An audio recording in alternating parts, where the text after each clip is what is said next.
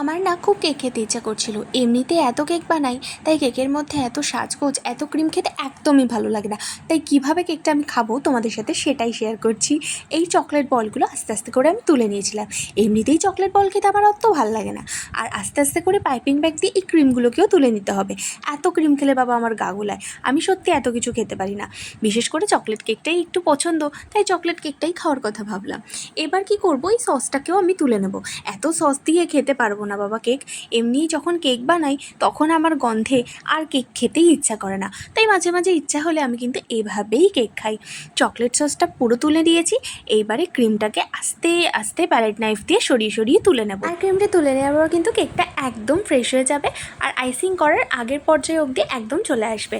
আর ক্রিমটা তুলতে তুলতে এইটা ভুলে যেও না যে কেকের লেয়ারের ক্রিমগুলো তুলে দিতে হবে, তাহলে কিন্তু খেতে একদমই ভালো লাগবে না। হ্যাঁ, কেক খেতে পছন্দ হয় না, কিন্তু তাই বলে যে একদমই ক্রিম চলবে না, এটা আবার একটু বেশি বাড়াবাড়ি হয়ে যাবে, তাই না? তাই ভিতরের ক্রিমটা থাকবে। এইভাবে কিন্তু আমি চকলেট কেক খাই। তোমরাও কারা কারা আমার মতন এইভাবে কেক খাও, বিশেষ করে আমার কোন কোন হোম বেকার বন্ধুরা, আজকের অবশ্যই কমেন্টটা কিন্তু চাই। টাটা।